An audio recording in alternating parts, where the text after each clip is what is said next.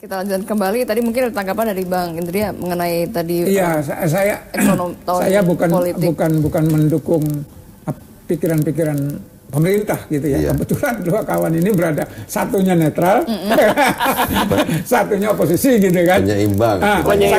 Saya hanya melihatnya dari sisi yang mungkin lebih netral saja.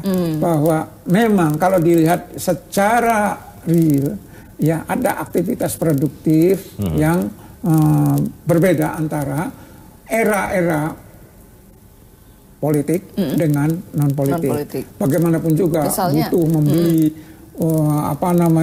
kaos segala macam aksesoris untuk kampanye. Itu pasti. Walaupun ada aturan yang agak biaya oleh KPU. Ada kaitannya dengan soal biaya dari siapa. Tetapi karena persaingan itu dibuka secara tajam, maka setiap orang itu berusaha untuk menunjukkan paling hebat. Akibatnya belanja pribadi itu juga tak terbendung.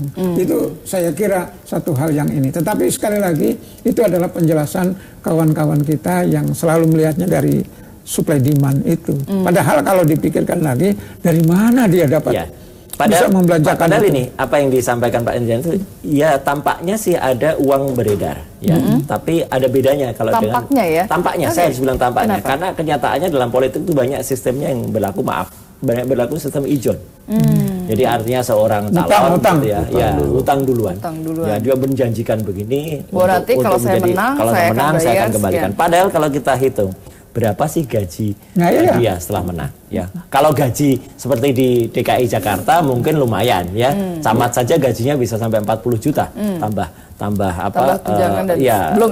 dan lain sebagainya ya. Maka ketika tadi Pak Gubernur DKI menyatakan oh gaji TGUPP itu lebih rendah dari camat. Iya, karena camatnya DKI 41 juta, camat daerah lain tidak segitu gitu kan. Nah, tapi yang menarik adalah bahwa banyak faktor politik itu yang kemudian mereka itu tidak mengandalkan itu. Kalau tadi Pak Ferry menyatakan akseptabilitas, kapasitas gitu. Nah sekarang Pak Indria banyak mengandalkan isi tas.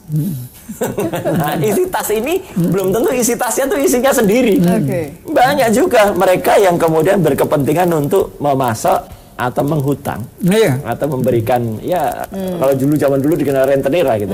Dan ketika tidak jadi nah ini yang jadi masalah Kalau tidak kuat mentalnya dia bisa terganggu atau dia masuk atau dia kemudian melakukan tindakan-tindakan yang tidak pas atau korupsi dan lain sebagainya. Nah, akhirnya KPK lah bekerja. Jadi ya memang betul kata Pak Ferry tahun ini itu sebenarnya Indonesia kelihatannya rame hingar-bingar tapi ada bahayanya juga. Jadi itulah yang sering dilupakan dalam menghitung soal pertumbuhan ekonomi itu. Hanya lihat agregatnya saja. Tidak lihat sesungguhnya bagaimana uang itu diperoleh. Ini akibatnya. Orang mengabaikan itu bahwa uangnya itu dapat ngutang dan segala macam itu. Jadi kendaraan bertambah bukan karena orang itu punya daya beli yang meningkat, tetapi karena gaya hidup. Nah, untuk gaya hidup, at all cost orang penuhi itu. Demikian juga untuk para aktor-aktor yang ingin bertarung. Saya tanya, berapa untuk gubernur, terutama di Jawa? Minimum 100 miliar. Ya kan? Kalau 100 miliar, gaji 5 tahun gubernur yang 1 bulan itu sekitar 8-10 juta. Yang legal.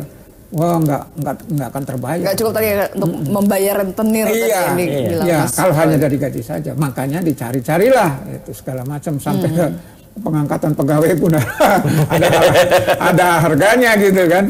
Nah itu yang terjadi. Kan tadi sampaikan Mbak Yeni bahwa demokrasi liberal ini di satu sisi mahal.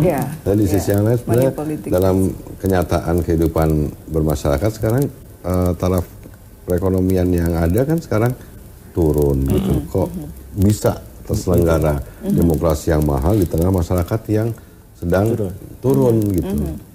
Nah, oleh pemerintah ini jangan dijadikan sebagai excuse atau dijadikan alasan.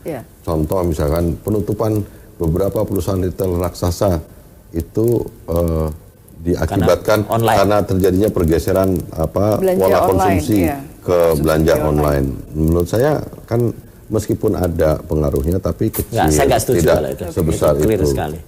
Nah, termasuk juga ini karena ada tahun politik dianggap ini roda perekonomian berputar gitu. Menurut saya kan terbalik malah justru sebenarnya jangan-jangan masyarakat terkuras. Ya, karena saya nggak mau mengatakan gitu, tapi yang pasti fakta kemiskinan, keterbelakangan, ketidakadilan ini nanti akan bertemu dengan tingkat demokrasi, level demokrasi di pemilih yang sekarang udah mulai berorientasi kepada nilai, dan itu nanti akan punya efek elektoral terhadap pilkada 2018 ini. Oke, baik. Kita tahan dulu, kita masih punya satu segmen lagi, tetaplah bersama kami.